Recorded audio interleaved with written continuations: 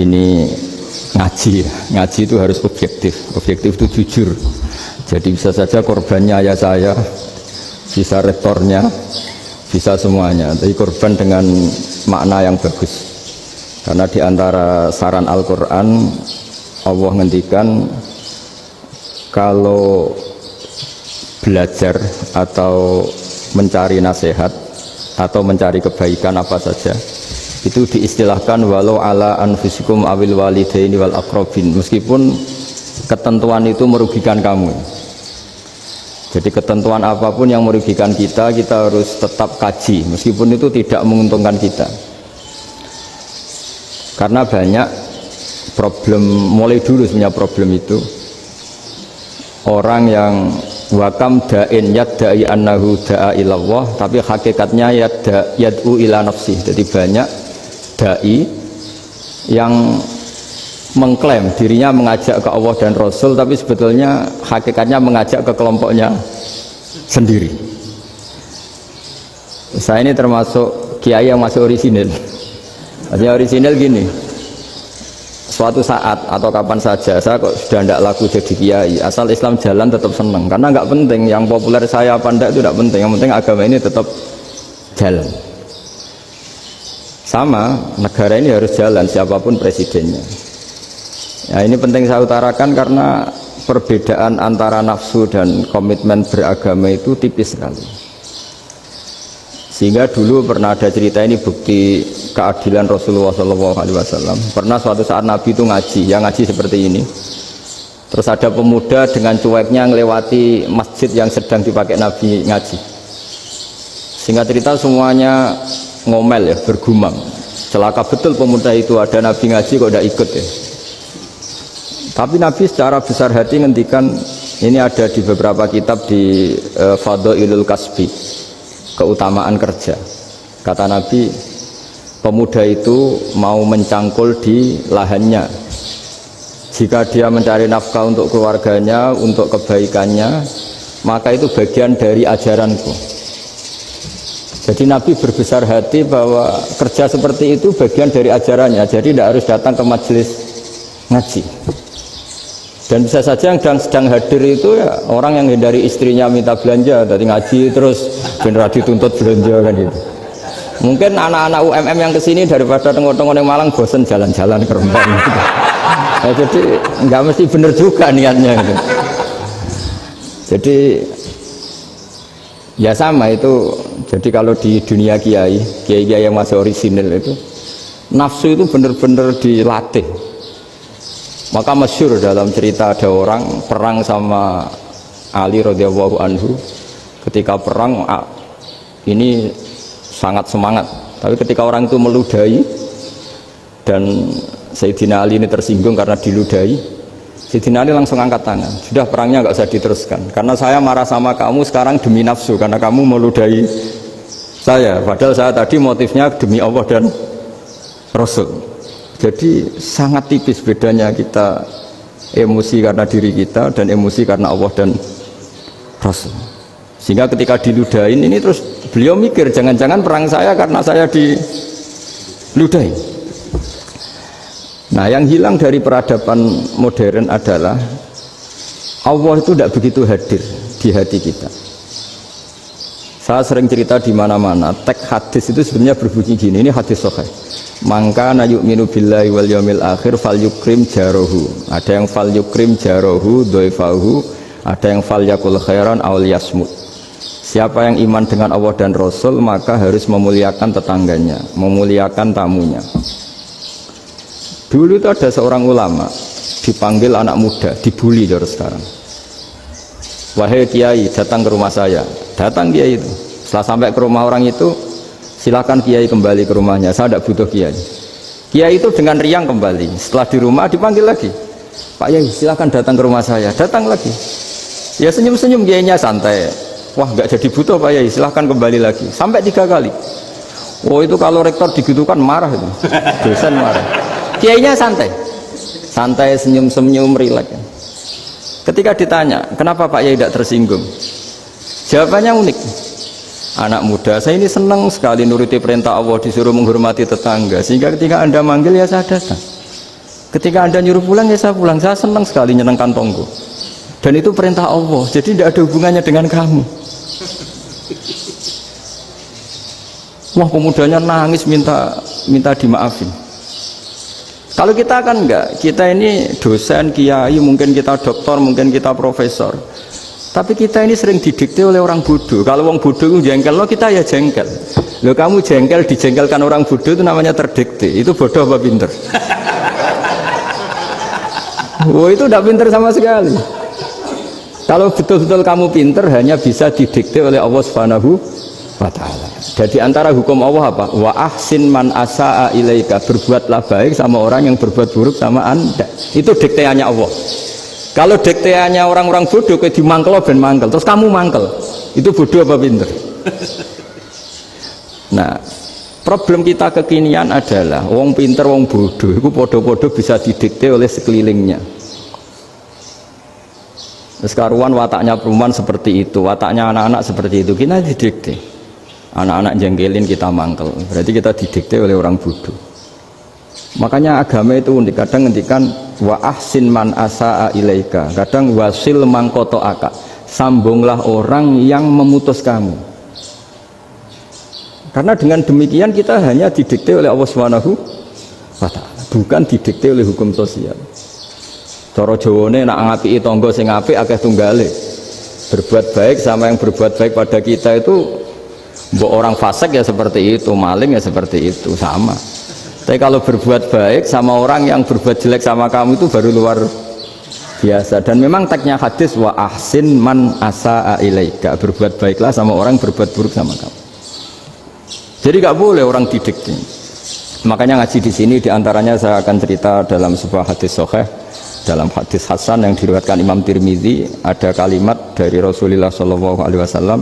Dawe Nabi, la takunu imma'atan taquluna in ahsanan nasu ahsanna wa in zalamu zalamna walakin watti'u anfusakum in ahsanan nasu an tuhsinu wa in asa'u alla tazlimu. Kamu jangan jadi orang yang mudah diombang-ambingkan oleh orang sekeliling kamu, yaitu kamu mengatakan jika orang baik ke saya akan baik, jika orang buruk ke saya juga akan membalas buruk. Itu namanya Anda didikte. Tapi berkomitmenlah kamu akan berbuat baik meskipun orang lain berbuat buruk. Nah sekarang logika sosialnya begini, kalau di Indonesia itu ada 1000 kiai, ada 1000 profesor yang ingin membenahi Indonesia, rata-rata orang awam itu semau gue, terus mereka mendikte kita, perilakunya agak simpatik, perilakunya jengkelin, terus 1000 profesor ini ikut jengkel, itu kira-kira jadi solusi apa goblok bareng ya? Sama 1000 kiai ini ikut jengkel, ini jadi solusi apa goblok bareng? Goblok bareng. Nah problem sekarang kita ini biasa didikte orang bodoh. Nah makanya ciri khas orang muslim itu kata Nabi, mangkana yu'minu billahi wal yaumil akhir, jadi baik tetangga karena perintahnya Allah dan Rasul. Pentingnya apa? Bedanya karena berbuat baik ini perintahnya Allah, mbok tonggo apik lah kita tetap apik karena perintahnya Allah dan Rasul. Begitu juga dengan hubungan dengan istri, dengan anak. Mbok bojomu lagi cerewet lah ya tetap apik.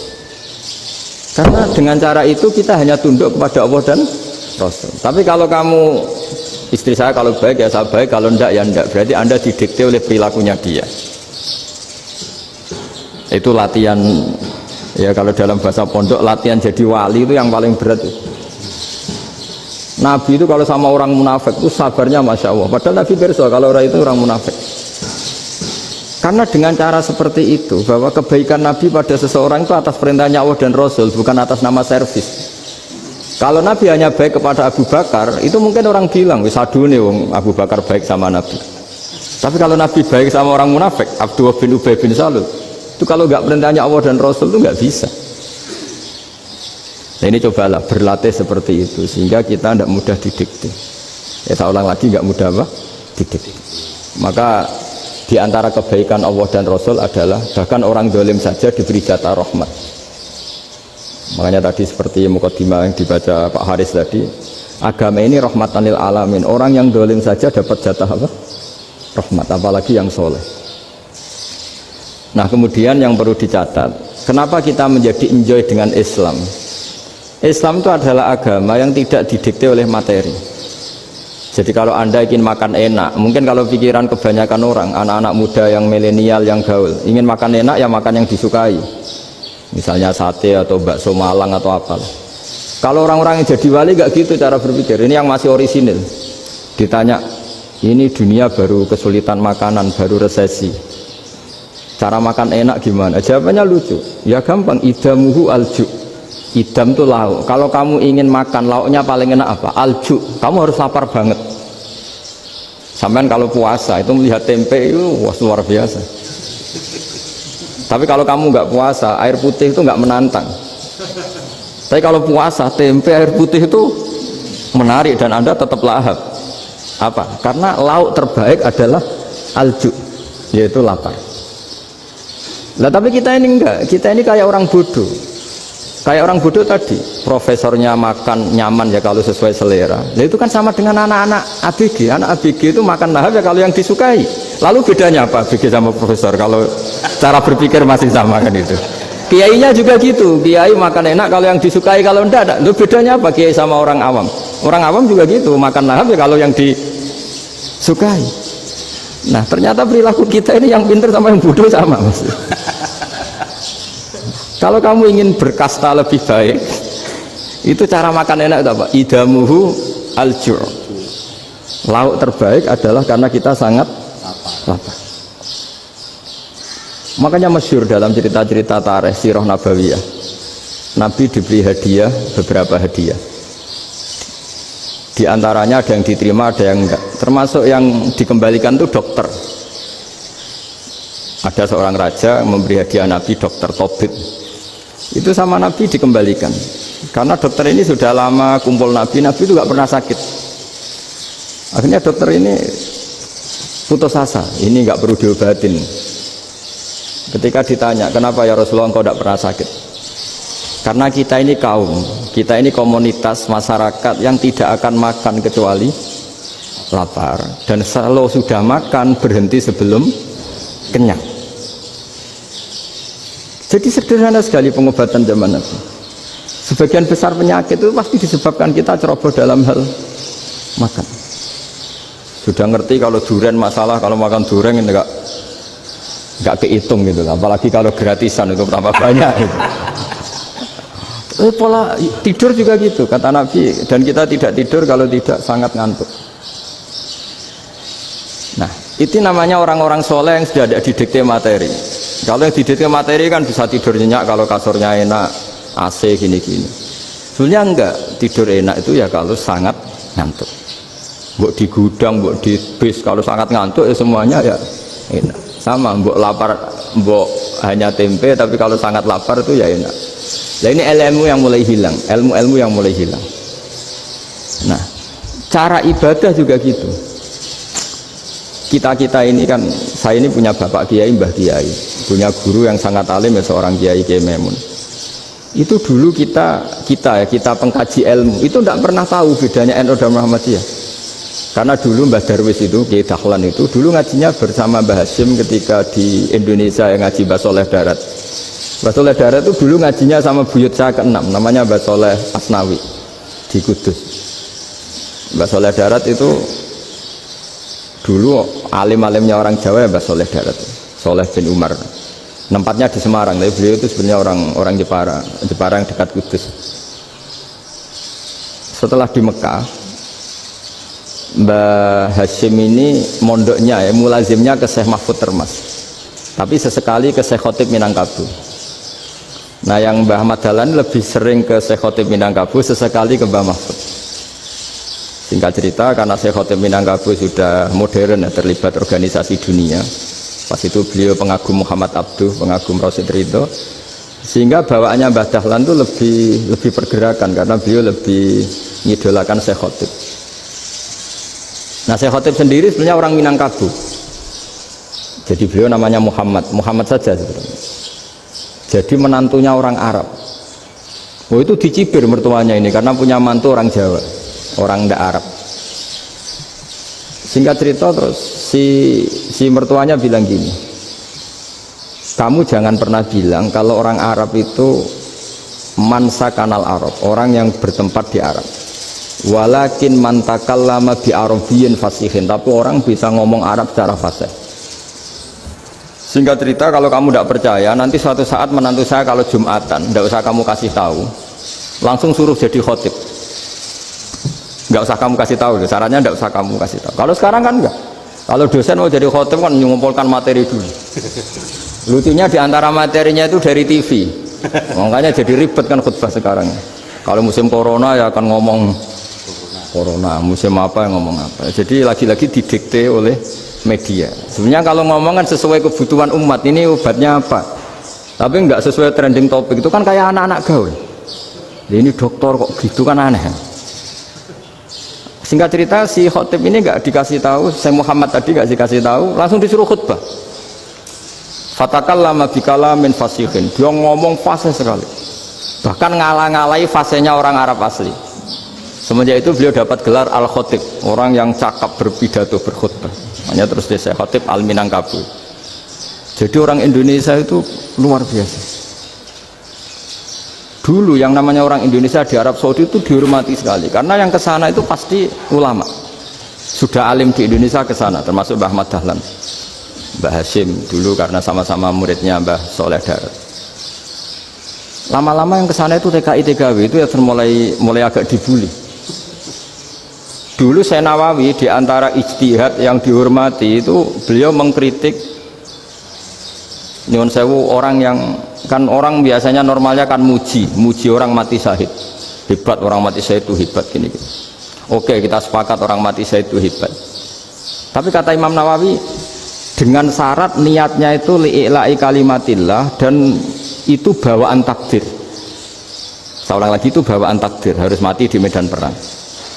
Tapi tidak boleh seseorang ini niat perang tapi niatnya supaya syahid. Karena kalau begitu berarti dia berniat supaya menjadi maktulal kafir, orang yang dibunuh orang kafir. Kedua, dengan dia mati berarti pasukan Islam berkurang. Berarti dia ingin pasukan berkurang, hanya ambisinya dia ingin langsung ke surga. Misalnya pasukan orang Islam itu 10, orang kafir 10. Kalau kamu ingin syahid berarti mati 1 kan, tinggal 9 kan. Nah kalau yang seperti itu 10 kan mati semua. Gara-gara ingin syahid akhirnya perangi rapati tenanan, benang mati, benang mlebu swarga. Kata Syekh Nawawi, ya enggak. Kalau kamu perang sama orang kafir ya niat menang. Dengan niat menang ini kamu ingin li'ila'i kalimatillah. Tapi kalau kamu ingin syahid berarti kamu menuruti keinginan nafsu kamu yang cepat masuk surga. Itu orang Arab kagumnya bukan main. Karena di mana-mana orang itu dinilai dari niatnya. Paham ini ya?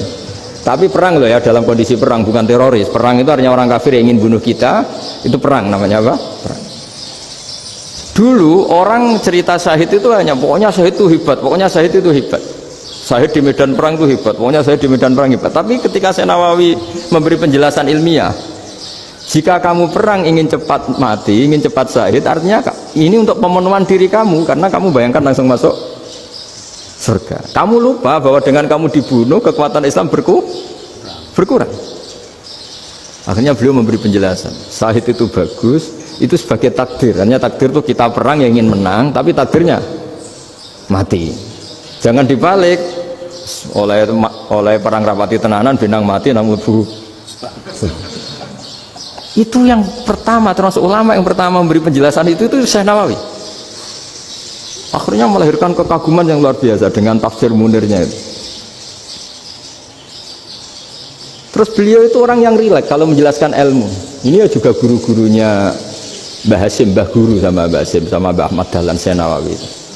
Jadi dulu yang alim di Arab itu ada Syekh Nawawi, ada Syekh Khotib Minangkabau, ada Syekh Bakir Jogja, ada Syekh Mahfud Termas. Itu orang Indonesia banyak sekali yang alim. Bahkan diantaranya yang dikagumi Al-Azhar itu juga orang Indonesia, nama Syekh Abdul Manan, itu mbahnya Syekh Mahfud Termas. Itu pertama ada duta besar Indonesia di Mesir, itu termasuk barokahnya Mbak Abdul Manan tadi, itu juga orang Indonesia. Jadi pemahaman ulama Indonesia itu khas, termasuk ketika memaknai apa? Syahid. Ketika memaknai apa?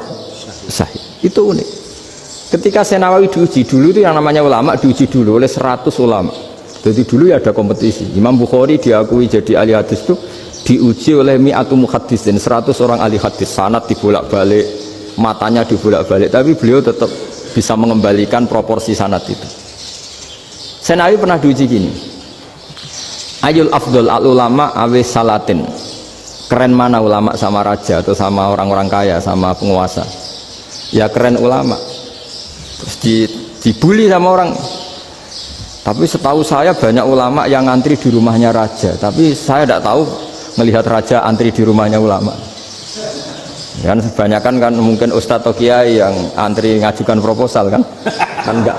Nah, kalau raja kan enggak pati itu, malah enggak usah antri, kiainya sudah nyambut sebelum datang. Jawabannya lucu Senawawi itu, dan yang tanya itu langsung diem. Ya karena ulama itu tahu fungsinya uang, sehingga cara nyari sampai seperti itu. Sementara raja-raja itu tidak tahu fungsinya ilmu, makanya tidak pernah sowan ulama. Sehingga jadi ya dianggap enteng saja. Ulama kan tahu fungsinya uang, tahu untuk pondok, tahu masjid. Sementara raja tidak tahu fungsinya ilmu. Jadi itu khas Jawa ya. Khas Jawa, khas Indonesia. Apa-apa yang menurut orang banyak dengan tanda kutip itu buruk atau baik, itu orang Jawa menafsirkan tuh gampang saja. Sehingga semenjak itu Jawa itu dipandang betul. Saya punya kitab namanya Qadhayal Haji wal Umrah. Itu terbitan Hayatul Ulya Arab Saudi, milik Wahabi. Itu diantara fatwa yang dipakai untuk solusi muskilatul haji, problem-problem haji kekinian.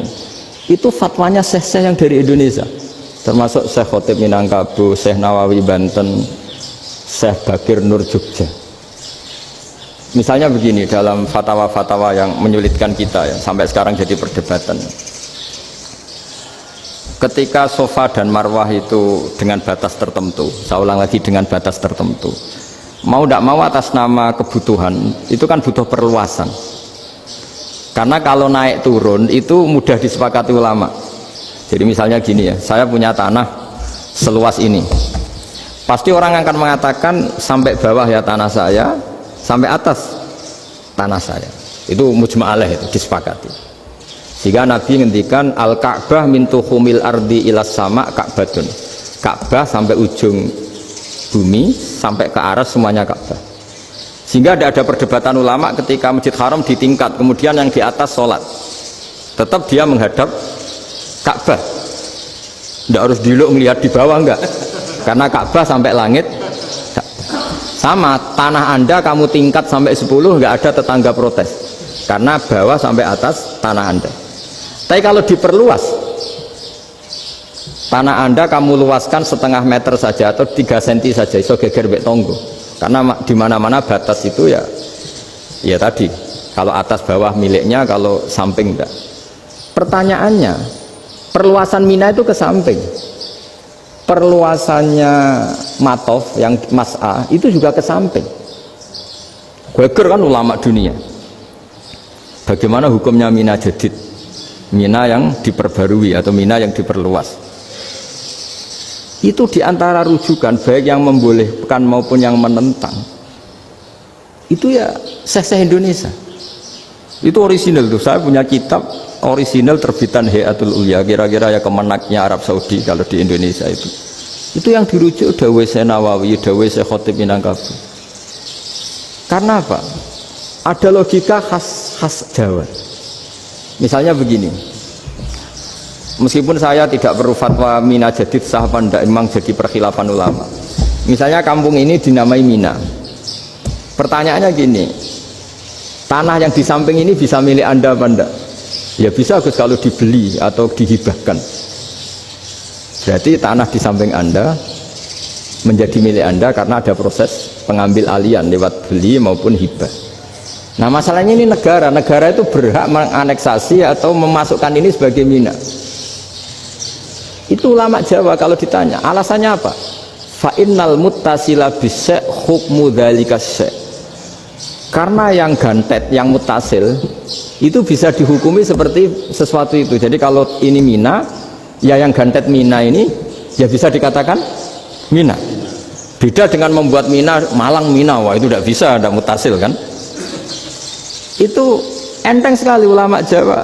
Satu ya tentu karena kebutuhan, tapi asal masih al-muttasilu bihi, yang masih tanah yang masih muttasil dengan. Nah, ketika perluasan antara sofa dan marwah kan misalnya ini batas luasnya sofa, ini batas luasnya marwah. Lalu atas nama kebutuhan, sofa marwah itu sampai sini. Sampai agak meluas ke sini. Itu geger Arab Saudi. Wah, ini gimana?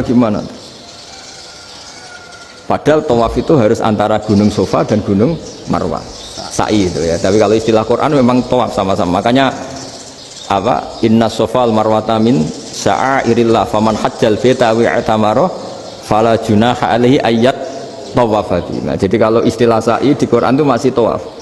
Karena harus ada, kalau bisa lah, bukan harus. Kalau bisa memang harus ada unsur muternya. Kita kalau sa'i kan dari sini sofa sampai sini marwah, terus kan agak muter ke sini. Nah, kan agak membentuk lingkar. Nah, makanya Quran tetap mengistilahkan apa? Tawaf. Jadi bukan sini ke sini terus sini ke sini kan enggak, tapi sini sampai sini terus muter kan? Terus sini. Jadi antara setar dan selama ini prakteknya kan gitu ya. Sofa ngambil sini terus ke sini terus agak muter. Ya karena ada unsur agak muter ini terus orang menyebut apa? Tawaf. Tapi itu bukan syarat sah, ini cerita ideal. Saya ulang lagi ya. Gunung Sofa itu puncaknya atau pucuknya kalau dalam bahasa Jawa itu ya hanya segini, ini sampai sini. Nah, kelompok Islam yang fikih keras nggak boleh diperluas karena Allah memilih tempat ini itu spesial, jadi nggak boleh ke yang lain. Tapi ketika kebutuhan mendesak, mau tidak mau harus diperluas. Itu jawabnya Kiai Jawa lucu. Gunung sing ketok itu sing dhuwure tok, sikilane luwih ombo. Jadi karena kita kan gunung kan bentuknya gini. Nah, sofa yang kecil itu yang atasnya, tapi sikilannya sini kakinya lebih luas. Jadi boleh perluasan asal tidak melebihi kakinya. Ya dihitung ya lebih luas. Jadi Kiai Jawa itu kayak wong delok gunung Penanggungan, kayak gunung Arjuna. Di mana-mana puncak gunung itu lebih kecil timbang kakinya. Artinya diperluas ini bukan berarti tidak di sofa dan tidak di, itu khas Kiai Jawa. Jadi jangan kira orang Jawa itu tidak hebat sekali. Termasuk perkembangan hotel di Arab Saudi. Itu dulu sebelum ada hotel, buyut saya kelima atau keenam dulu haji, namanya Badur Rahman. Itu kalau mau ingin apa ya, menghindari terik matahari itu masuk gua. Itu masuk gua itu hanya separuh badan, kakinya di luar. Jadi jangan bayangkan kalau gua di Indonesia kayak gua Akbar di Tuban orang bisa masuk jalan-jalan, enggak. Gua di Arab itu kayak cepitan batu, tidak sampai masuk. Sehingga kepalanya dimasukkan, kakinya masih kena matahari, saking panasnya Arab Saudi. Sehingga dalam bayangan hijrah ketika Nabi bersembunyi di gua apa? Sur. Itu kata Abu Bakar, kalau orang kafir melihat kakinya pasti melihat kita karena nggak bisa masuk penuh. Jadi orang itu mau dempes tok. Sehingga ya kira-kira luasnya gua paling segini. Makanya guyonannya kiai-kiai itu untung nggak kayak gua Indonesia. Kalau kayak gua Indonesia laba-labanya capek karena luas sekali. Jadi jangan bayangkan gua Arab tuh kayak gua Indonesia. Makanya bayangannya andai kan orang tuh melihat ke bawah pasti melihat kita karena orangnya nggak bisa masuk penuh, nggak bisa masuk 100%. Ya kayak cepitan batu lah mirip. Itu kan mirip Gunung Uhud. Gunung Uhud kata Rasulullah, nanti kalau kamu perang itu di atas, menang atau kalah di atas, musuh biar di bawah, dengan di atas kamu bisa manah. Jangan bayangkan kayak Gunung Merapi, kayak Gunung Penanggungan. Lah kalau Gunung Penanggungan manah ke bawah yang leyang kan. Jadi gunung di Arab itu kayak bukit ya, sampean pernah kan ke Uhud itu ya sama ini aja tinggi ini kan. Nah ini yang mulai ada mis, makanya nerjemah itu susah di Indonesia.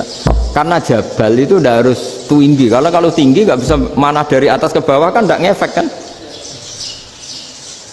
Sampai kalau ke Uhud gunungnya kan pendek sekali sehingga yang manah dari atas ke bawah ya kalau kena musuh ya celaka karena memang dekat. Ya kalau gunung Indonesia Mana dari atas ke bawah yang ngeleyak nggak ngefek. Nah itu susahnya nerjemah bahasa Arab ke kita. Jadi apa ya? Transkrip itu nggak gampang karena ada pengertian yang beda. Kita kalau bilang gunung itu tinggi sekali. Sampai banyak mahasiswa tersesat ya saking tingginya. Kalau orang naik Uhud nggak akan tersesat, wong ketok dari bawah itu. Nah ini pentingnya ngaji ya. Jadi akhirnya ulama-ulama Indonesia itu dipakai rujukan. Jadi mulai Mbah Hasyim, Mbah Ahmad Dahlan sampai era buyut-buyut itu masih orang alim. Lama-lama yang di Indonesia ini orang-orang yang bodoh.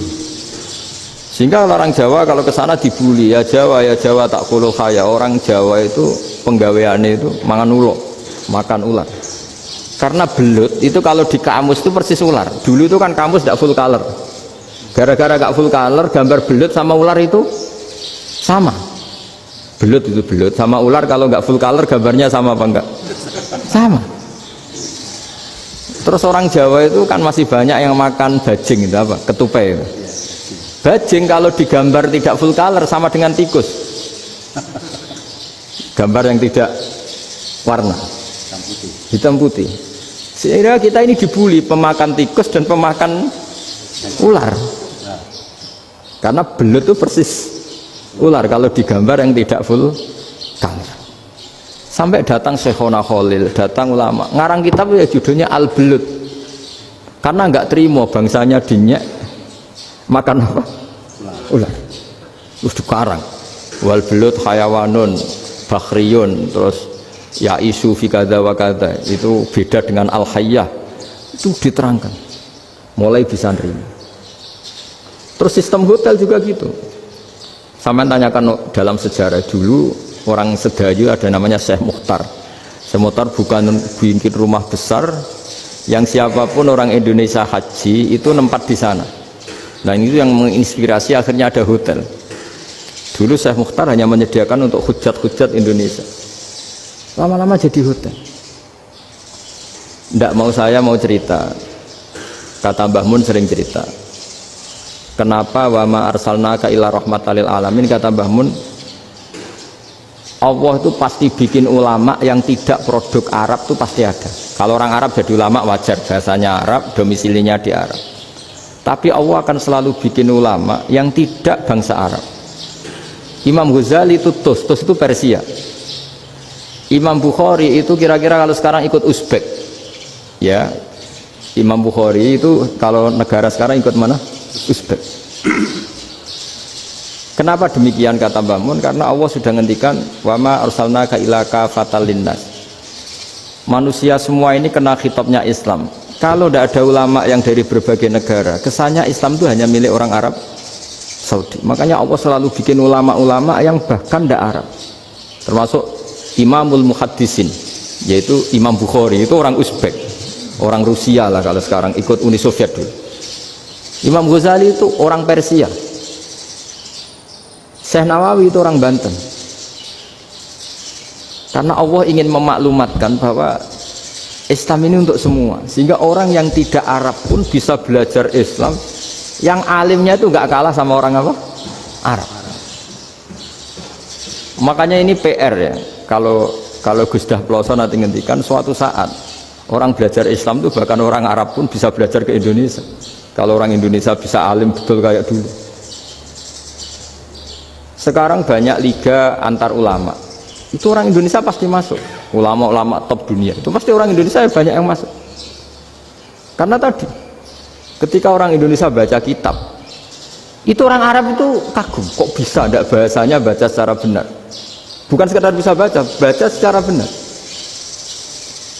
Karena memang dilatih sedemikian rupa di pondok-pondok.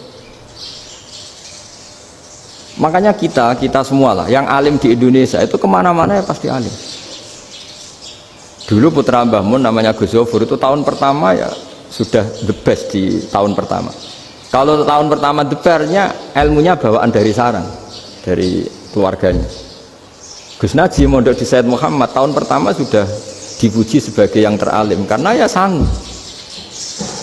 Kalau dipujinya tahun ketiga, tahun keempat kan mungkin dapat dari sana. Ini tahun pertama. Saya ulang lagi tahun Karena pengajaran di Indonesia itu luar biasa di pondok-pondok itu.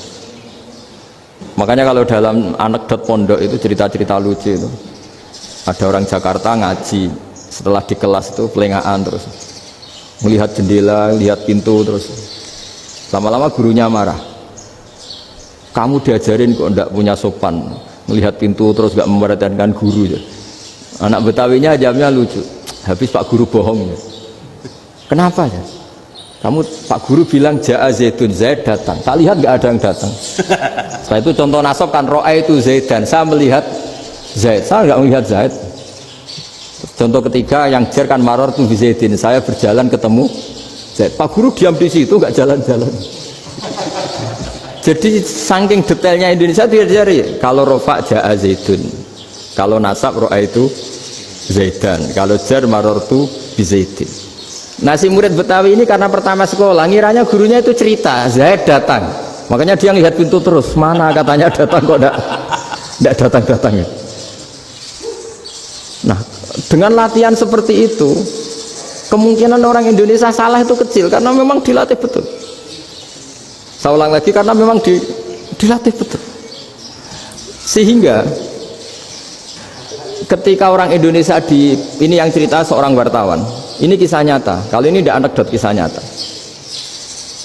Ada wartawan internasional ngeliput Ramlah itu di Gaza, di Palestina. Wartawan Indonesia ini hanya bisa bahasa Inggris. Dijak ngomong bahasa Arab, terus dia bilang saya tidak bisa. Saya tidak bisa, saya bisanya ngomong Inggris. Tapi apa yang terjadi setelah sholat, si Indonesia ini jadi imam pakai sholat jariyah lagi. Baca bismillah benar, bismillahi jar karena mudhof ilaih.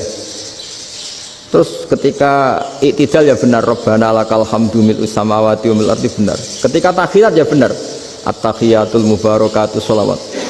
Sama orang Arab ini diambungi. Orang Arab kalau senang orang itu dicium. Kamu tawaduk, sebenarnya kamu itu ahli bahasa Arab. Karena orang Indonesia sekali sholat itu nggak ada yang salah. Meskipun benarnya karena hafalan, tapi bagi yang ahli nahwu itu hebat. Misalnya kita kalau ngapalkan kan bismillahi, bismi jar karena ba, Allahi jar karena mudhof ilaih, ar-rahmani jar karena sifat, ar-rahimi karena sifat, alhamdu rofa karena mubtada, lillahi jar karena ada huruf jarli, robbi jar karena sifat. Sebetulnya tidak karena pinter, tapi karena hafalan. Tapi orang Indonesia hebatnya itu benar terus. Rabbana lakal hamdu, ya kan, alhamdu rofa, terus mil'us samawati ya rofa karena sifat. Sehingga terus orang Indonesia kalau sholat di Timur Tengah itu dipuji karena makhrajnya ya benar, rofa nasabnya juga benar. Nah itu di negara lain tidak ada, enggak Indonesia.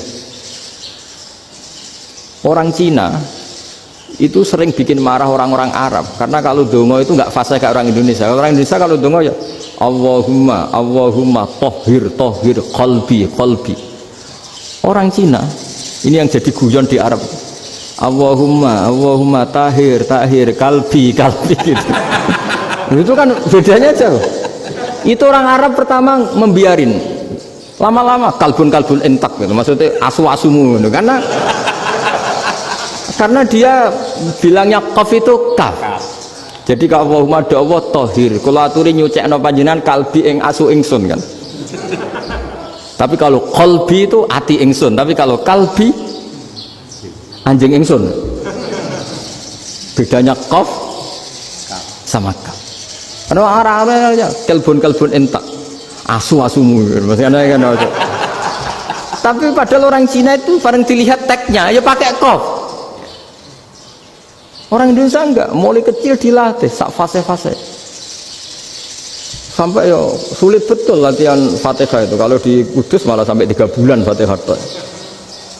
Sampai at-tahiyyatu, kurang bersih. At-tahiyyat sampai itu. Sampai ada cerita itu orang dipanggil maftuhin itu enggak melengak, harus maftuhin. Baru melengak. Tapi barokahnya itu orang Indonesia kalau dongo memang benar-benar Allahumma tohir qalbi, ya Allah sucikan hati kami, bukan tahir kalbi. Karena sekali jadi kaf itu maknanya anjing saya, ya Allah sucikan anjing. Jadi ini orang Indonesia. Jadi kata Mbah Mun, dawe Mbah Mun, illaka fatal linnas, bahwa agama ini milik semuanya. Itu diantara bukti Allah menghendaki atau mendesain Islam seperti ini, orang yang belajar di Indonesia itu pengetahuannya Islam, pengetahuannya tentang Islam itu tidak kalah sama yang belajar di Al-Azhar, sama yang belajar di Arab Saudi. Makanya ini PR-nya UMM, PR-nya IAIN, PR-nya UIN. Bisa enggak sealim mereka dalam bahasa Arab? Nah, bahasa Arabnya mau man anta, ana zaidun. Jangan sampai, karena kita di sana ini kadang dibully. Orang Arab tuh kalau bully kita, sampai tak kasih cerita. Oh, itu ngawurnya Masya Allah. Kata dia, ada anak orang Indonesia haji, si anaknya orang Indonesia yang dijotos sama anaknya orang Arab, dijotos, dipukul. Singkat cerita terus si orang Indonesia nggak terima, anaknya yang orang Arab dipukul, yang balas bapaknya. Orang Arab tanya, lima ada dorab taibni, kenapa kamu mukul anak saya? Itu orang Indonesia bahasa, wah aku dibalas. Jadi hanya bilang gitu. Arya anak saya dihada ya maka tak ada. Arabnya gitu. Anak saya dipukul maka saya balas mukul. Itu orang Arab mantok-mantok, oh gitu. Paham? Suatu saat ada orang Indonesia itu sama orang Arab itu dilus-lus itu ya digini-giniin. Karena dia latihan bahasa Indonesia, latihan bahasa Arabnya itu masih mufrodat. Jadi kalau mengartikan yadun itu tangan, saro itu jalan. Jadi kalau jalan ya saro-saro. Roksun itu kepala, ana itu ingsun. Jadi karena dia nggak ngerti penggunaannya, itu bahasa Arabnya itu yadun anta. Jadi bukan yaduka tapi yadun anta, berarti tangan kamu. Saro-saro itu jalan-jalan. Ala roksi ana yang atasnya sirah ingsun. Jadi mestinya yang benar kan yaduka saro ala roksi atau gitu. Tapi nggak dipotong-potong. Yadun tangan kan, anta kamu, berarti tangan kamu. Saro-saro jalan-jalan. Roksun itu sirah, anak ingsun. Jadi di atas kepala saya. Orang Arab tertawa-tawa. Tapi paham? Kalau maksudnya seperti itu. Jadi kita ini dibully di Arab itu Masya Allah.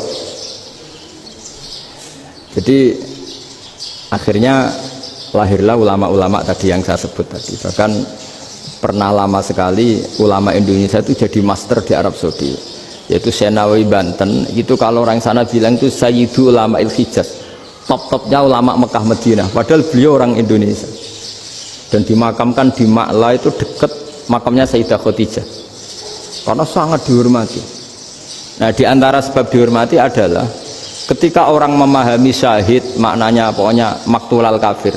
Syahid itu adalah orang yang kalau perang itu mati di medan perang. Itu Imam Nawawi merinci secara detail. Kalau dia perang supaya tujuannya mati syahid cepat ke surga, berarti dia nuruti hadzun nafsi, ingin cepat ke surga. Tapi dia lupa bahwa dia dengan terbunuh pasukan Islam berkurang kekuatannya. Maka syarat perang yang benar adalah ya ingin menang. Di mana-mana perang ya lillahi kalimatillah, supaya kalimat Allah itu menang, jangan ingin kalah. Soal dia mati takdir, tapi jangan ingin mati. Wah, itu terus dikagumi. Ternyata memang, oh iya ya, kalau pasukan Islam 10, kafir 10, kita ingin syahid, berarti ya kalau orang ingin syahid kan terus mungkin perangnya ada hati-hati, main ngawur saja terus kalah mati. Sudah apa, kalon satu kan, terkurangi satu kan. Nah kalau semuanya 10 punya niat gitu, nah itu Syekh Nawawi. Syekh Nawawi itu orang yang begitu gampang nerangkan Quran. Bahkan ketika orang Arab kesulitan ngartikan famathaluhu kamathalil kalbi intahmil alaihi yalhas atau tatrubuna yalhas. Orang tomak itu ibarat kayak anjing. Anjing itu kamu kasih makan ya tetap melet, menjulur-julurkan lidahnya, kamu ndak ya ndak. Imam Nawawi ditanya, ma wajusibbi, lalu wajah tasbihnya di mana? Beliau menjawab fitoma. Jadi anjing punya dua sifat yang berlawanan. Di bab ilmu dipuji, nggak ada hewan yang mudah menerima ilmu kayak apa? Anjing. Sehingga Quran mengistilahkan wa ma 'allamtum minal jawarihi mukallibin. Hewan yang mudah diajari itu oleh Quran dibahasakan sudah menganjing. Karena anjing adalah hewan yang paling mudah apa? Diajarin. Itu diakui oleh Quran, wa ma 'allamtum minal jawarihi mukallibin. Tapi dia punya sifat yang sangat buruk sekali, yaitu enggak pernah puas. Makanya ketika Bal'am bin Ba'ura, ada tokoh yang kedonyan ya, itu kalau diistilahkan Quran, walakinnahu akhlada ilal ardi wattaba'a hawa fama saluhu kama salil kalbi in tahmil aliyal has atau tatrukhu yalhas. Jadi anjing punya dua sifat yang berlawanan. Di bab ilmu dipuji karena paling mudah diajarin. Itu saya pernah ke Malaysia, diceritain sama polisi Malaysia. Anjing itu saking cerdasnya itu bisa deteksi CD palsu sama CD bajakan, asli sama bajakan. Itu kan gak kebayang. Kalau narkoba mungkin masih ada bau khusus ya, atau mesiu atau bom masih ada bau khusus. Ini enggak. Anjing itu dilatih ngecek CD yang asli sama yang palsu. Wah itu kebablas itu pinternya itu. Itu harganya itu 1 miliar lebih, paling mahal. Jadi mungkin bisa deteksi ini dosen betul apa abal-abal itu bisa. Itu kiai betul apa kiai pesanan itu mungkin bisa. Itu saya punya kitab namanya Al-Hayawanul Kubro. Itu cerita prestasi-prestasi hewan. Itu yang berkuras-kuras sampai berjilid-jilid. Itu ya cerita anjing. Tidak ada hewan sebaik anjing. Di bab itu ya, di bab sampai ya tadi ada anjing yang sangat loyal sama majikannya. Loyalnya Masya Allah, sopannya Masya Allah. Anjing itu mbok lama berbakti sama sampean, nggak mau tidur di ruang tidurnya sampean, dia tetap tidur di luar. Corong Jawa nggak ngelama. Suatu saat si raja ini minum, wisata minum. Pas mau minum diterjang sama anjingnya sampai tumpah. Kecewanya raja ini itu karena selama ini anjingnya sopan sekali. Sekedar ganggu di ruangannya nggak pernah, malah ini mau minum minuman yang disukai diterjang anjingnya tumpah. Marah kan anjingnya di mana? Ternyata apa? Minuman itu anjing ini tahu kalau minuman itu beracun, diracuni oleh musuhnya. Itu saking hebatnya anjing sampai ketika ngawal rajanya itu tidak sekedar ada penjahat atau maling, bahkan trik-trik kayak minumannya diracun oleh orang lain itu anjingnya tahu, sehingga pas mau diminum diterjang sampai terus supaya nggak keminum. Makanya Quran istilahkan anjing itu apa? Wa ma 'allamtum minal jawarihi mukallibin, hewan piaraan yang kamu ajarin nanti sampai sepinter anjing.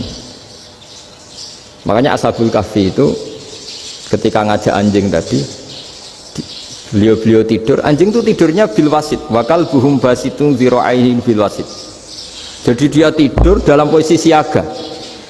Loh coba, anjing itu nggak pernah sekolah, karena dia posisi menjaga, tidurnya itu kayak siaga gini, bukan ngorok madep ke atas terlentang, itu enggak.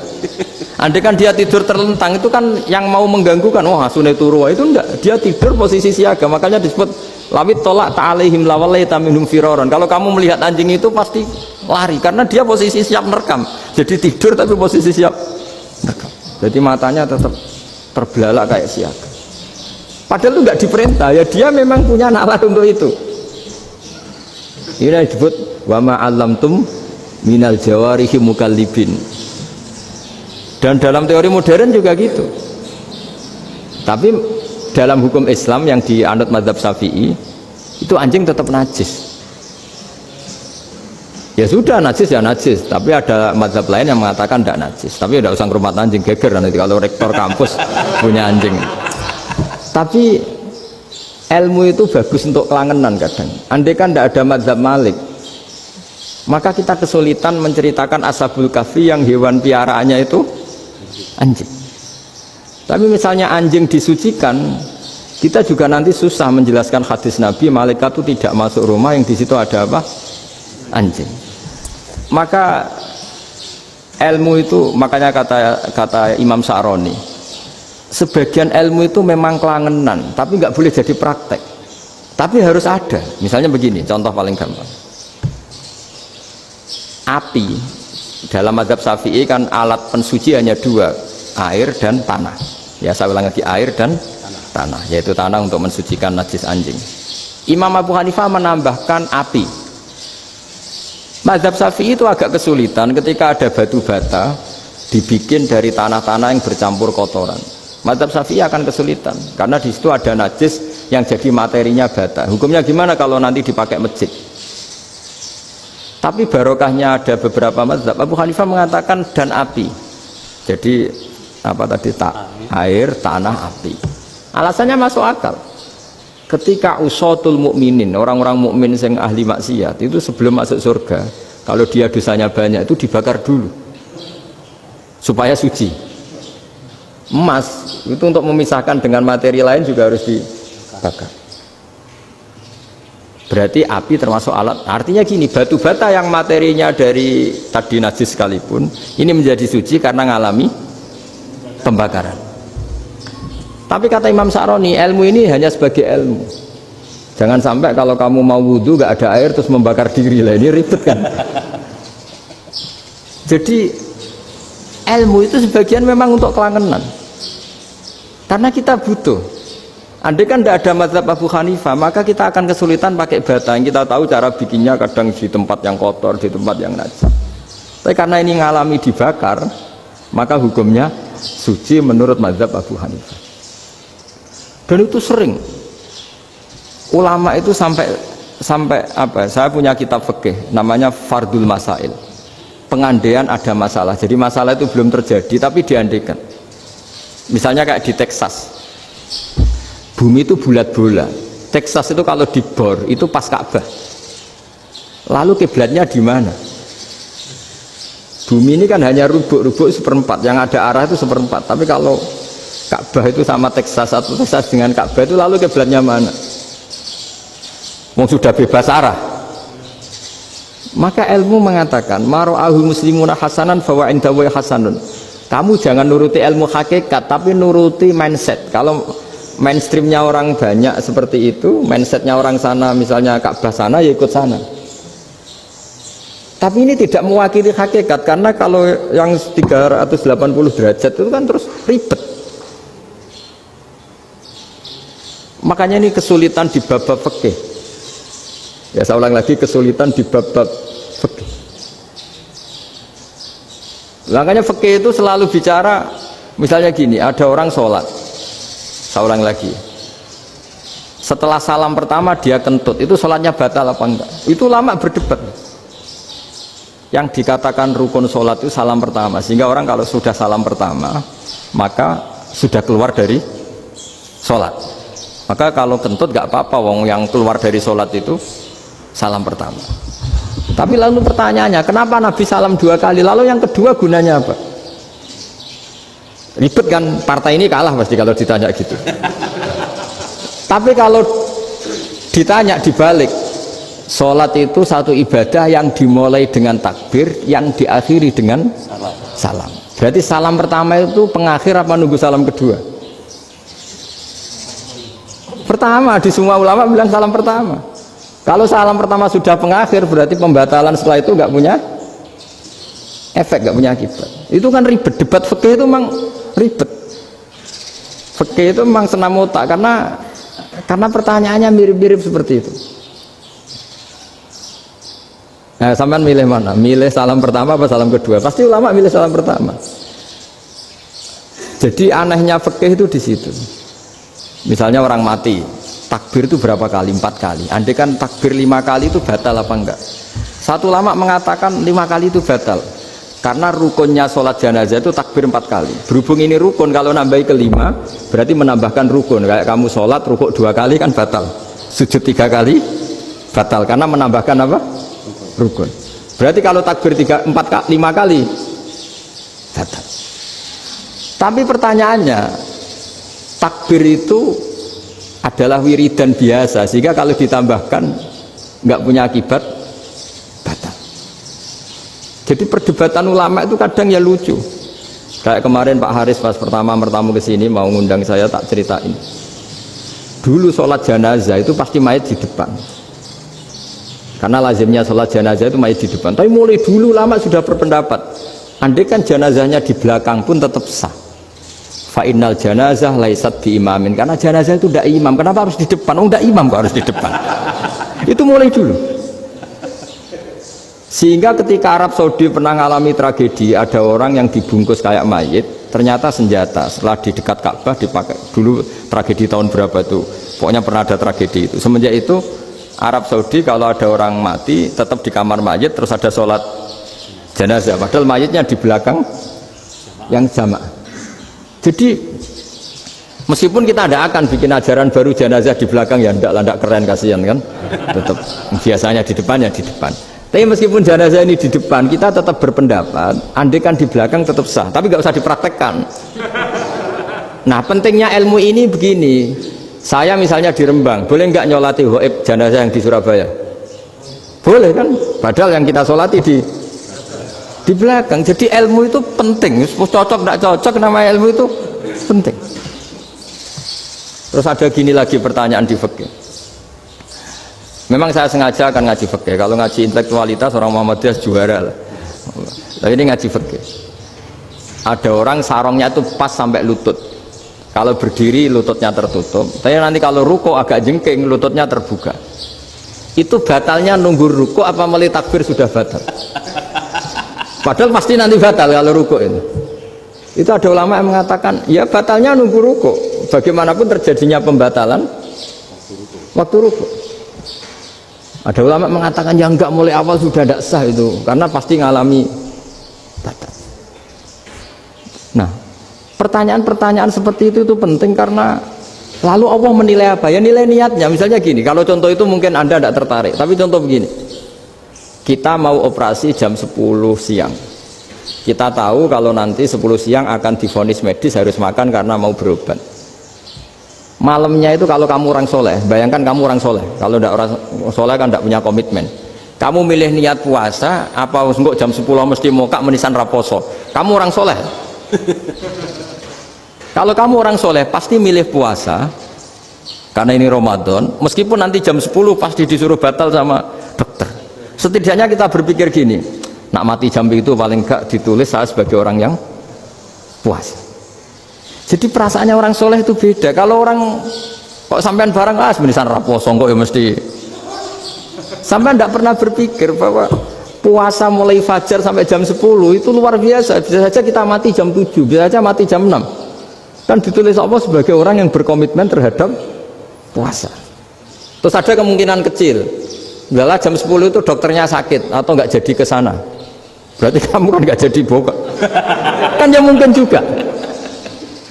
Sama yang tadi, delalah sebelum ruko ono wong sing nyarongi sampean sehingga sholatnya normal. Kamu tidak menemukan pakaian yang pas, jebule pas setelah ruko mau ruko ono wong kata wah sholatnya kira bener disarongi. Itu agama. Jadi agama itu dimulai dari mana coba? Dimulai dari niat, dari komitmen. Nah sekarang kelirunya kenapa ada garis keras? Agama itu dimulai dari keinginan ideal. Itu yang mulai itu ada orang-orang garis keras. Agama ini enggak, agama ini dimulai dari niat. Sampai ada kaidah agama la yudraku kullu la yudraku kullu. Kalau tidak bisa ideal jangan ditinggalkan sama sekali. Tapi orang enggak, sekarang bayangkan Islam itu ideal. Pemimpinnya ya soleh, masyarakatnya soleh, enggak ada maksiat, enggak ada apa. Dan apa ilmu? Kalau secara ilmu mulai dulu ya ada orang dolim, ada orang soleh. Nabi kurang baiknya. Di angkatan itu ya ada orang munafik.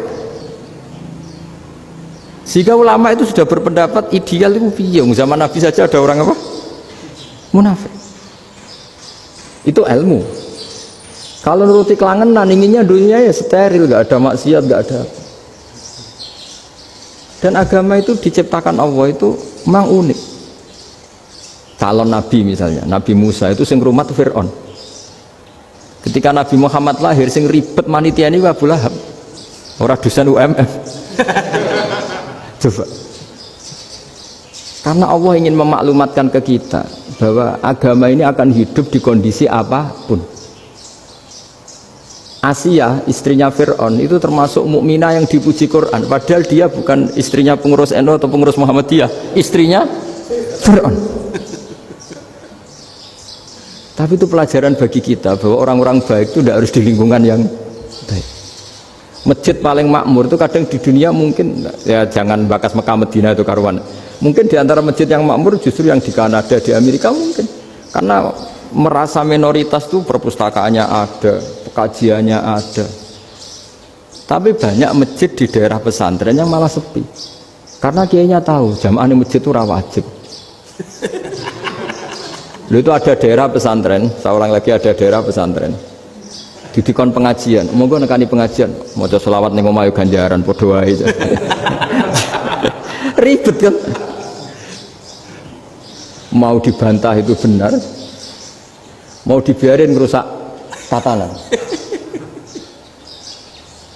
Jadi saya mohon sekali ya, jadi ilmu itu diperbandingkan supaya perbedaan-perbedaan itu biasa. Dulu Imam Malik itu punya murid namanya Imam Syafi'i. Itu dalam banyak hal. Itu perbedaannya tajam sekali. Ya saya ulang lagi, dalam banyak hal itu perbedaannya tajam sekali. Misalnya begini. Ini terakhir percontohan saya fikih, nanti dikaji sendiri. Ada seorang A'rabi, Ja'a A'rabiyun. Ini di hadis sahih diulang-ulang di semua Al-Kutubus Sittah ada peristiwa ini. Ja'a A'rabiyun ila Rasulillah sallallahu alaihi wasallam faqala ya Rasulullah ahlaktu. Qala wa ma ahlakaka? Qala wa qatu imraati fi nahari Ramadan.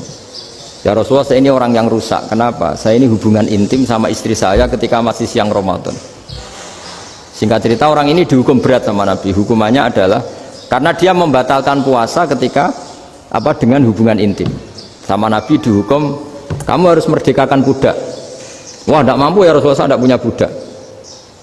Jadi ini bukti bahwa agama ini sangat sosial sehingga sebagian kafaroh harus memerdekakan budak. Kamu kalau gitu puasa 2 bulan.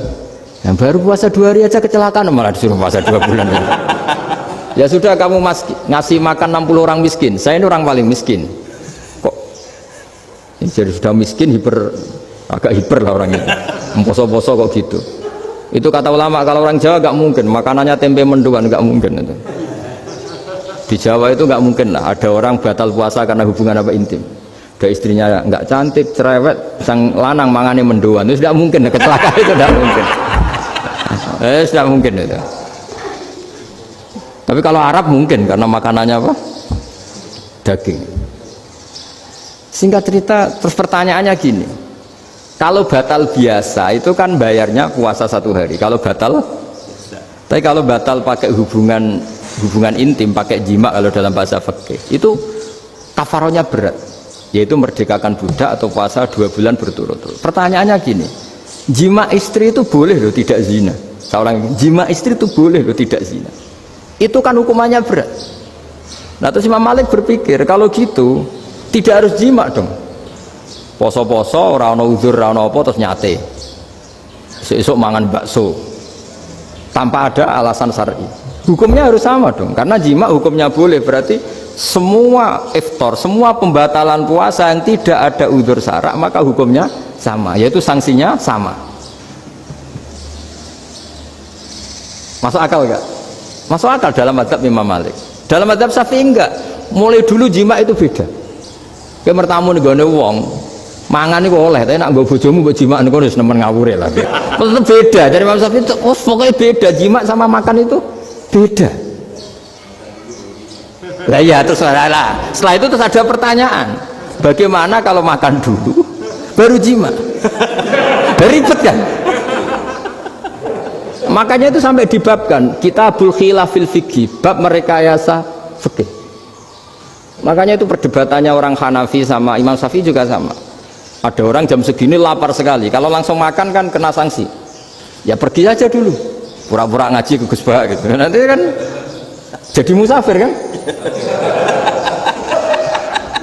Wah itu sudah boleh itu kan musafir. Padahal enggak. Memang dia pergi itu karena supaya bisa makan. Mau enggak kepikiran ngaji kok tahu-tahu ingin ngaji. Mumpung Ramadan nah. Nah makanya dibabkan apakah boleh merekayasa fikih. Tapi fikih bisa apa coba? Dengan status kamu musafir ya memang boleh iftar, boleh berbuka. Nah itu terjadi terus perdebatan ulama menyangkut fikih. Karena memang masalah furu'iyah. Sehingga termasuk perdebatan kita dalam perilaku, misalnya adat orang NU kalau habis salam itu menghadap ke kiblat karena arah terbaik itu kiblat. Tapi sebagian orang Muhammadiyah atau mungkin semuanya menghadap ke makmum. Itu memang teks hadisnya itu kita yang meneliti hadis itu semua syarah itu berdebat. Nabi memuji kiblat itu arah terbaik, oke. Tapi di bab itu Nabi itu aqbala alaina, menghadap ke kita. Lalu pertanyaannya, kenapa menghadap ke kita? Ada mengatakan karena Nabi memang punya tradisi kadang ngendikan. Ya tentu dulu istilahnya tidak kultum, nggak ada istilah itu dulu, 7 menit itu nggak ada. Tapi ada ulama yang analisis begini, termasuk kitab Fathul Bari. Nabi itu tokoh sentral, taruh lagi Nabi itu tokoh sentral. Ini kata kitab Fathul Bari, bukan kata saya. Nah, orang-orang yang imamu kaumi, orang-orang yang jadi imam di daerah masing-masing, tetap kalau sholat itu ikut Nabi. Ikut Nabi, setelah salam langsung pulang. Jadi sebetulnya salam langsung pulang itu ada sejarahnya, karena dia mau jadi imam di daerahnya. Nah, tidak kebayang kalau Nabi itu madhep kiblat. Kalau Nabi madhep kiblat, orang yang masbuk, yang barusan datang, pasti langsung usolli, misalnya fardhu isya'i misalnya, terus makmum Nabi, padahal Nabi sholatnya sudah selesai. Jadi intinya gini, kata Fathul Bari, imam setelah salam itu harus bikin gerakan atau omongan atau apa saja yang menunjukkan kalau sholatnya selesai. Di antara gerakan itu adalah beliau harus menghadap ke hadirin atau menghadap ke utara atau apa saja yang penting menunjukkan kalau sholat ini sudah selesai. Itu fikih. Jadi fikih itu cara menganalisis itu memang unik, karena kalau Nabi tetap seperti itu, posisi pancet seperti itu, maka orang yang baru datang mengira Nabi masih sholat. Nah, pertanyaannya kalau mereka sudah takbir malah sholatnya tidak sah. Kenapa tidak sah? Menggantungkan sholat atau mengikatkan sholatnya dengan orang yang sudah tidak sholat. Jadi menjadikan orang yang nggak sholat sebagai imamnya kan nggak boleh.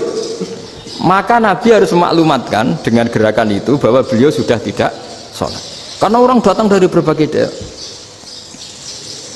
Jadi nganalisis fikih, fiqhul hadis namanya. Itu ulama itu mau tidak mau debat. Karena pertanyaannya itu kenapa? Ya memang mau apa? Karena yang namanya sosial itu yahtamilu muhtamilatin, ada sekian kemungkinan. Makanya dalam madzhab istimbat itu, ketika Nabi sodakoh pakai tamer, pakai kurma, itu lama mesti ngitungnya tuh kut itu makanan pokok. Sehingga Imam Syafi'i mengatakan kalau di Indonesia pakai beras misalnya, karena kutil balad Indonesia itu beras. Oke, Imam Syafi'i mainstream. Tapi ketika era Yusuf Qaradawi di Al-Azhar di Mesir sana, ulama-ulama mulai usil. Sama sih ingat Mbah Mun sering gejlokan, lah iya petani gabah, petani padi wis melarat wajib zakat. Petani cengkeh, kakao, suga-suga ra wajib zakat hanya karena yang ditanam tidak makanan pokok. Jadi mulai ada ulama mulai gerah lah, kalau bahasa politiknya mulai gerah. Yang petani miskin gara-gara yang ditanam padi wajib zakat. Yang orang-orang di sana misalnya di Sulawesi karena tanamannya kakao atau cengkeh tidak wajib zakat karena bentuknya tidak makanan pokok. Geger kan di Al-Azhar geger. Hanya hampir semua ulama berpendapat ya sudah sekarang ketika Nabi menzakati makanan pokok itu jangan dihitung sebagai makanan pokok. Wa mimma akhrajna lakum minal ard. Apa saja, ma itu apa saja. Makanya kata Yusuf Qaradawi, ma itu apa saja. Makanya semua tanaman yang menghasilkan uang itu wajib zakat. Nah, masalahnya kitab-kitab Syafi'iyah itu sudah mamlu'ah, sudah penuh dengan penjelasan misalnya fala zakata fil khadrawat, maka enggak perlu zakat untuk kayak kangkung, semangka dan sebagainya. Nah, lalu kiai-kiai angkatan modern kayak Mbah Mun itu sering dapat masukan. Saya pernah dengar sendiri, Yai, saya ini punya sawah 1 hektar, tak tanamin padi, itu nggak pernah kaya saya. Sekarang tak tanamin kangkung malah saya kaya, karena tiap 3 hari panen tak kirim ke Jakarta. Itu orang Indramayu yang tanya.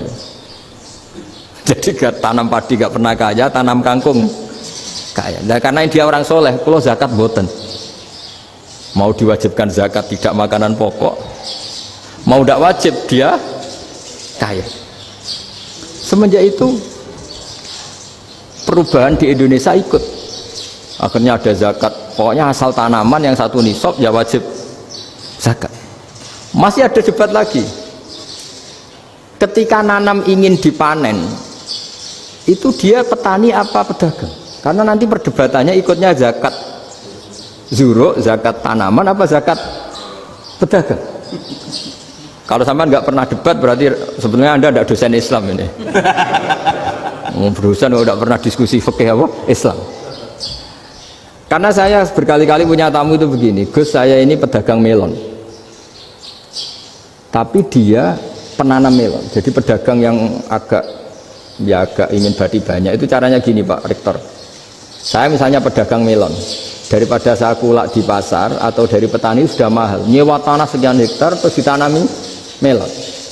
Setelah berhasil ini dia zakatnya tanaman apa zakat pedagang? Karena dia nanam itu mentalnya sudah pedagang. Padahal nanti zakatnya beda kan? Yang satu 2,5%, yang satu rubul usur sama nisul usur sama usur, 1/10 sama 1/20. Kalau zakatnya zuruk kan 1/10 atau 1/20. Yang satu rubul usur, kira-kira 2,5. Saya ulang lagi ya. Jadi di era modern itu kita jadi bingung, pedagang tapi gayanya petani tapi hakikatnya. Jadi gampangannya gini ya, kalau saya pedagang beras, kok saya kaya raya, itu mendingan nyewa sekian hektar untuk ditanamin padi ya daripada tengkulak, daripada beli. Akhirnya perdebatannya ini zakatnya pakai apa? Misalnya tebu, misalnya petani tebu. Oh jelas kalau jual nanam tebu itu ingin dijual. Masa apa tiga es tebu berhektar-hektar. Kira-kira kalau menurut jenengan ini zakatnya zakat apa? Tijarah apa zakat tanaman? Mentalnya tijarah, mentalnya pedagang. Nah ini saya hanya mau cerita. Khilaf, kadang-kadang orang angen-angen. Khilaf itu nggak mungkin enggak. Ya sama seperti NU dan Muhammadiyah selalu khilaf awal Ramadan. Itu memang nggak bisa nggak khilaf. Misalnya begini, saya beri contoh ya. Karena kadang yang khilaf juga nggak pernah belajar. Lucu kan? Tak beri contoh ya. 2001 itu abad keberapa coba? Tahun 2001. Abad 21 abad 20? Abad 21. Jadi meskipun terpaut 1 tahun, padahal abad itu 100 tahun. Nah pikirannya orang-orang Muhammadiyah seperti itu. Hilal kalau sudah melewati garis ufuk, meskipun setengah derajat atau 1 derajat itu sudah ikut bulan berikutnya, sehingga ya sudah meskipun sekian derajat sudah dianggap Ramadan.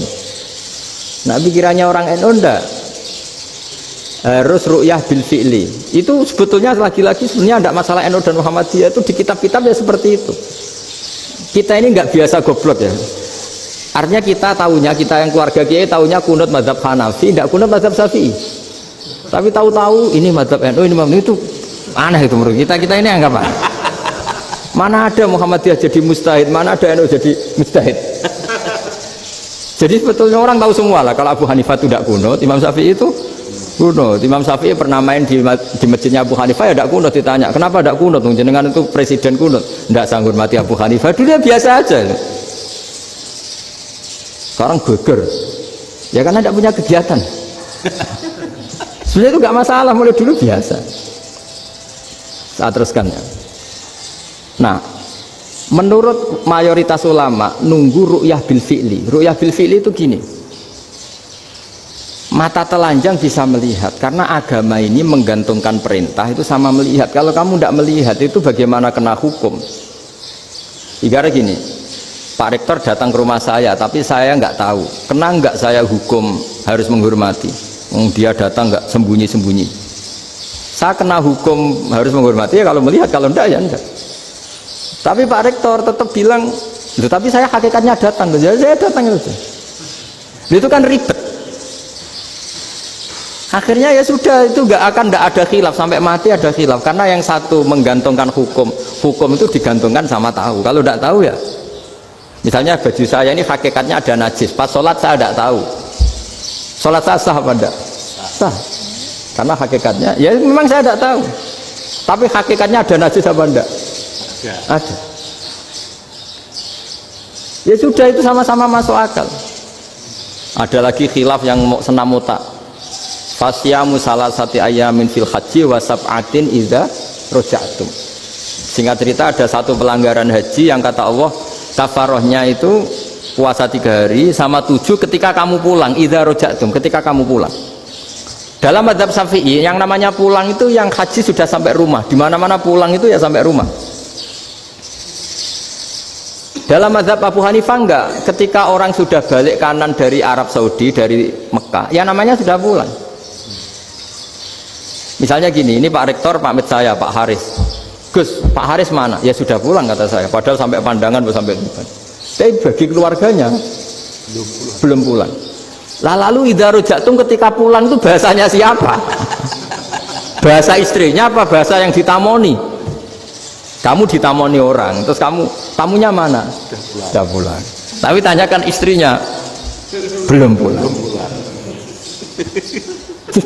Khilaf-khilaf gini kok jadi geger itu kan goblok banget maksud saya itu. Jadi biasa, gini itu biasa. Jadi ya karena memang ini bukan masalah akidah, ini masalah furu'iyah, masalah fikih itu masalah furu'iyah. Mau tidak mau harus beda. Misalnya di sholat juga gitu. Wa ayyuku udin ko adal musolli sokat sholatu. Duduk dengan gaya apapun itu sholatnya sah. Jika sampean kalau haji atau umroh, orang Arab itu jenenge duduk ngenak-enak awak di kursi. Duduk sopan ya hanya orang Indonesia loh. Kalau sholat itu masih duduk ala orang tahiyat. Kalau sampean di Mekah, duduknya pakai apa coba? Kursi ya? Oh enak anu sholat duduk.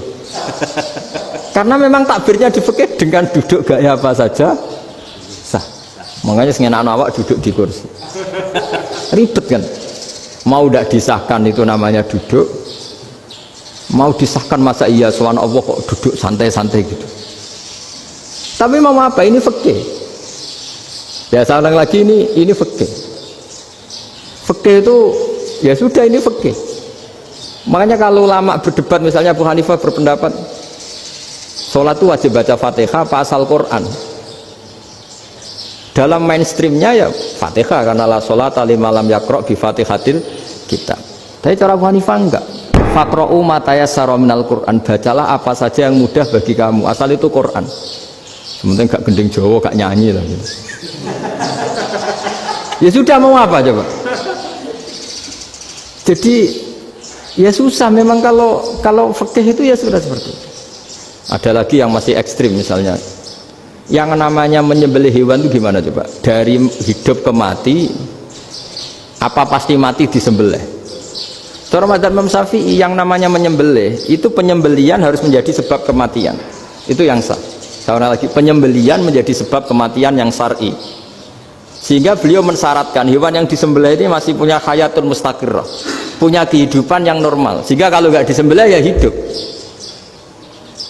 Sehingga kalau ada hewan ketabrak truk kejet-kejet mesti mati ini buat sembelih. Itu nggak sah karena nggak usah disembelih ya wes mati kan.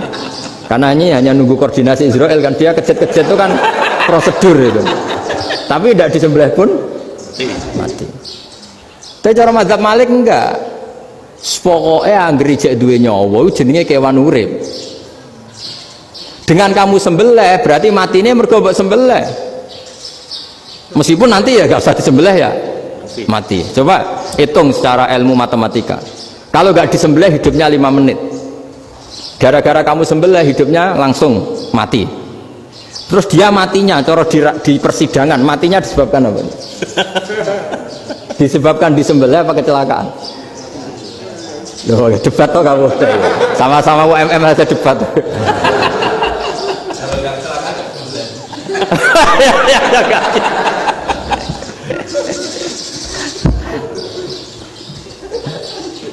Loh, saya pernah mas ngalami nyata itu. Saya jalan-jalan sama anak saya pakai motor. Sampai di jalan raya gitu ada ayam jago ketabrak mobil, kejet-kejet. Orangnya tanya, Gus ini halal tau ora? Gus kanggo kon halal. Suatu saat dia nggak terima kan, tanya, kenapa Gus?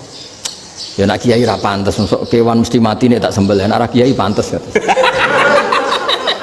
Karena aku tahu kamu tuh gak kiai, mesti motifnya itu mergo jago, jajal cilik gak putak kok no. Ada kan ayam itu bayi kan gak ditanyakan, kejet-kejet mati rak lah, wong cilik wae. Tapi masalahnya ini kan jago, eman ya. Tapi secara fikih pertanyaannya tadi, hewan yang sudah tidak punya hayatun mustaqirrah, dia hanya punya al-hayat al-ittiroriyah, dia punya harokah ittiroriyah, dia mati kejet-kejet, memang prosedur mati harus seperti itu. Mbok kecelakaan kayak apa, kalau mati kan kejet-kejet dulu. Nah ketika kejet-kejet ini pertanyaannya ini kan hidup apa mati namanya? Enggak, namanya hidup apa mati? Pas kejet-kejet itu hidup. Cara Imam Malik itu hidup. Ya sudah, kalau hidup disembelih ya halal. Karena misalnya nanti kalau nggak disembelih matinya kan 2 menit lagi, gara-gara disembelih mati sekarang. Tetap penyebab kematian itu nyembelih. Penyembelian ini sebab kematian. Tapi kalau Imam Syafi'i enggak, cara berpikir wes nemen, paling roh besok kaget langsung mati. Kalau gitu berarti kamu nyembelih barang mati. Jadi fikih itu kadang unik. Makanya ketika ngitung fikih itu unik ya. Orang keluar mani wajib apa? Mandi kan. Terus Imam Syafi'i ditanya, kenapa kalau orang kelahiran juga harus mandi? Namanya nifas. Fa innal walada waliyun munaqidun. Nah, anak ya mani yang menggumpal. Bedanya apa anak dengan mani itu? Jadi fikih itu kadang lucu, di rumah-rumah tenan juga lucu.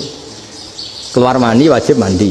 Berarti kalau keluar anak ya wajib mandi, karena hakikatnya anak adalah mani yang mengkristal. Terus usia orang sudah didusan macam-macam itu kan hakikatnya mani. Itu fikih. Nah terus ditanya, kenapa kalau lahir langsung mati tidak wajib disolati? Ya jawabannya Mas Syafi'i lucu. Di mana-mana sholat itu nyolati mayit. Yang namanya mayit itu pernah hidup terus mati. Kalau itu tidak mayit ya sudah. Jadi kadang, nah iya kan disebut sholat mayit. Yang namanya mayit itu apa? Pernah hidup. Pernah hidup. Nah ini kan tidak pernah hidup. Maka ya sudah seperti itu. Jadi nggak khilaf itu nggak mungkin. Nah kalau qit'atul lahmin, kalau hanya potongan daging, mungkin wah itu tidak manusia karena qit'atul lahmin. Sekarang pertanyaannya, kalau sudah berbentuk manusia, meskipun tidak pernah hidup, nah ini mulai perdebatan karena melihat tidak pernah hidup itu nggak memenuhi syarat. Tapi melihat ini sudah suratu adamiyin, bentuknya sudah. Nah kira-kira gitu perdebatan fikih. Makanya dulu awal mula zaman sahabat itu sudah debat. Masyhur kan, Nabi ada kontingen ke Bani Quraidah. Ya kalau kira-kira saya minta Pak Rektor kamu jangan, kalau ke Malang jangan sholat asar kecuali sampai Tuban. Sebelum Tuban ternyata matahari mau tenggelam. Terus Pak Rektor milih, wah sudah sholat di Bulu. Padahal belum Tuban. Padahal saya bilang jangan sholat asar kecuali di Tuban. Yang Pak Haris enggak, tetap sholat di Tuban meskipun matahari sudah tenggelam. Karena Nabi menyebut Tuban. Singkat cerita, zaman itu kan Bani Quraidah. La tusolliyanal asra illa fi Bani Quraidah. Kalian semua jangan sholat asar kecuali sampai Bani Quraidah. Ternyata di tengah perjalanan matahari sudah mau tenggelam, kira-kira kurang 2 menit atau 3 menit. Sahabat-sahabat, sudahlah kita sholat asar di sini. Kalau sampai sana pasti sudah tenggelam. Separuh sholat. Yang separuh enggak, kata Nabi harus di Bani Quraidah. Ya sudah nunggu di Bani Quraidah meskipun matahari sudah tenggelam. Sehingga cerita dua kelompok ini matur, ya Rasulullah kita ngalami ini perdebatan gini-gini. Di semua riwayat di hadis-hadis sahih disebut falam yu'annif wahidan minhuma. Nabi tidak menyalahkan salah satunya atau enggak menyalahkan dua-duanya. Itu bahasa Indonesia juga ribet, yang benar gimana itu? Enggak menyalahkan salah satunya, apa enggak menyalahkan dua-duanya? Gimana bahasa benernya? Salah satunya. Salah satunya itu dua-duanya? Ya. Enggak, kalau bahasa Indonesia tidak menyalahkan Kedua-duanya. Kedua-duanya apa salah satunya yang benar? Kedua-duanya. Kedua-duanya. Bahasa Indonesia itu ya kadang ruwet ya. Orang pinter kayak Pak Habibie itu namanya ya orang luar biasa. Nanti sekolahnya orang-orang idiot itu ya sekolahan luar biasa. Orang pinter banget bahasa Indonesianya ya luar biasa. Kalau sekolah untuk orang-orang yang idiot juga luar biasa. Jadi kalau dipuji luar biasa itu gak jelas ini luar biasa ya. Gak jelas kadang bahasa kita ini kadang ya gak jelas. Nah itu gak menyalahkan dua-duanya apa salah satunya? keduanya, tidak menyalahkan kedua-duanya. Misalnya dibahasakan nggak menyalahkan salah satunya, benar apa salah? Benar. Benar, kalau ya sudah benar semua. Jadi itu bukti bahwa ijtihad itu boleh. Saya ulang lagi, bukti bahwa ijtihad itu boleh. Padahal ini jelas, yang satu harus sholat asar, padahal matahari sudah tenggelam. Makanya di antara fikih unik itu begini. Saya ulang lagi fikih unik. Saya menyaksikan betul ketika ada orang tanya Mbah Mun, saya ini Kopassus. Kadang latihan itu sampai waktu zuhur habis. Saya harus bagaimana? Jawabannya Mbah Mun itu unik. Sementing ojo ngosor sholat. Engkau yojo niat jamak, atau kodok katanya. Singkat cerita terus orang ini diskusi sama saya karena ini ya alim pernah mondok. Kenapa kosor tidak boleh? Karena kosor itu ekstrim, merubah bentuk sholat dari 4 menjadi 2. Maka alasannya harus jelas. Harus jelas itu orang yang latihan di Kopassus itu kan dia sudah berasrama di situ. Berarti dia sudah tidak musafir karena asramanya di situ, sudah mukim. Kalau dia kosor itu merubah bentuk sholat dari 4 menjadi 2. Merubah itu ekstrim. Tapi kalau dia qadha itu hanya mengakhirkan sholat dari waktunya. Kira-kira kalau kamu jadi malaikat ekstrim mana? Merubah sama menunda? Ekstrim merubah kan? Karena 4 menjadi 2. Terus ojo jamak takdim tapi jamak takhir. Itu juga penting. Bagi pengkaji fikih itu penting. Kalau jamak takhir itu salah-salah sidik ora pati popo. Kenapa? Kan mirip duhur kodok. Kalau jamak takhir kan. Tapi kalau jamak takdim asar kok di waktu duhur. Ekstrim mana? Perubahan takhir sama takdim itu ekstrim mana? Ekstrim takdim karena melakukan sesuatu belum waktunya. Belum waktunya. Jadi itu memang ya memang tadi kajian-kajian fikih itu memang unik. Karena bagi ahlinya, saya ulang lagi tapi ini saya ulang lagi bagi ahlinya. Makanya ketika Nabi menjamak sholat ketika nusuk, ketika haji itu kata Imam Syafi'i lis safar. Karena Nabi pergi jauh karena rumahnya Madinah. Tapi resikonya fatwa itu adalah orang Mekah nggak boleh jamak karena kawasannya nggak sampai 90 kilo lah kalau sekarang mungkin. Tapi kalau tahu Imam Malik nggak, jalin nusuk sehingga orang Mekah pun yang haji ya boleh jamak karena alasan jamaknya karena nusuk, karena haji bukan karena jarak. Terus diteruskan lagi. Kalau karena pergi boleh jamak, memangnya pergi itu kenapa? Karena repot. Nah itu masalah kan masakoh. Nah, terus mulai ada orang-orang yang ngawur kan resepsi jamak ribet. Wes resepsi duit utangan kan capek. Wah itu sudah jamak. Ribet kan. Jadi kalau sudah illatul hukmi itu sudah mesti bikin masalah. Kalau sudah illatul hukmi itu pasti bikin masalah. Nah, pertanyaannya jamak itu masih gampang karena bentuknya sholat masih 4. Yang ekstrim kalau qasar karena bentuk sholat 4 menjadi 2. Maka kata Mbah Mun pesennya nak kue ra mesti benere jika alasan itu tidak mesti benarnya. Pokoknya sementing tidak qasar katanya. Juga tidak jamak takdim karena qasar ini kan merubah bentuk sholat kan ekstrim. Jamak takdim juga ekstrim karena mendahulukan sholat sebelum waktunya. Kalau jamak takhir kan biasa, kalaupun salah kan mirip kodok. Ya mirip kodok biasa kan. Nah ini saya cerita, jadi fikih itu bagi ahlinya itu memang punya konsekuensi yang seperti itu. Makanya pertanyaannya misalnya bagaimana hukumnya penyembelihan lewat mesin? Ya, ribet kan? Bagaimana nyembelih dari apa ini? Belakang. Saya baca di kitab-kitab nyembelih dari belakang itu ya hukumnya tetap boleh asal apa itu hulkum dan mari itu terpotong. Tapi pertanyaannya, jangan-jangan ayamnya sudah kaget dulu karena uratnya ini. Makanya perlu ditanya ahli medis, setelah uratnya tercabut ini jangan-jangan sudah berstatus mati. Kan potensi ketika dipotong dari sini, potensi sudah berstatus mati. Makanya kalau misalnya menyebelah dengan buat plak gitu langsung mati gimana? Itu tetap ada dohtoh, dalam bahasa fikih dohtoh. Dia terkaget begitu ada dohtoh karena nggak bisa bernafas terus mati, berarti kelangsungannya bangkai. Jadi orang yang pengkaji fikih itu ya seperti itu, memang itu yang ditekuni. Tapi kita sebagai orang awam ya tadi, nak sing kecelakaan itu wedhus, tak ayam jago ngeman, tapi nak pitik cilik ikhlas.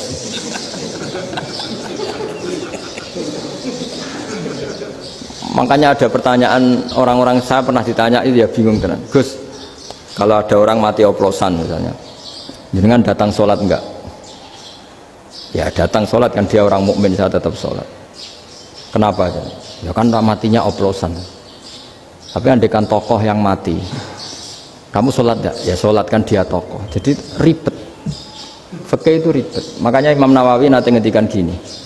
Ada orang ngundang Nabi, ya Rasulullah, saya mohon nyolati ini. Nabi tanya, punya utang enggak? Punya. Nabi, saya enggak mau nyolati mayit yang punya utang. Terus ada sahabat datang, ya Rasulullah, utang itu tak ambil alih kami. Berarti dia sudah tidak punya utang. Terus Nabi kerso nyolati. Pertanyaannya, utang itu hal yang boleh. Saya ulangi, utang itu hal yang boleh. Tapi kenapa Nabi se ekstrim itu? Tapi ketika Nabi mau kondur itu ngendikan gini, ini PR ya bagi UMM, ini PR ya. Nabi sebelum kondur bilang gini, sallu ala sahibikum. Jong, saya tidak nyolati ini, tapi tolong ini disolati. Terus kata Imam Nawawi, dianalogikan atau dikiaskan, siapapun pelaku dosa besar atau mati dalam keadaan tidak benar, misalnya pas dugem mati, pas oplosan mati, itu sebaiknya tokoh-tokoh itu enggak nyolati, karena nanti dianggap penghormatan. Misalnya ketua PP Muhammadiyah, rektor nyolati wong mati oplosan, kan keren. Mati oplosan disolati rektor. Ya sudah, tapi kalau nggak disolati nanti ada tradisi yang keliru, yaitu janazatul muslim tidak ngalami disolati, padahal siapapun yang muslim janazahnya harus disolati.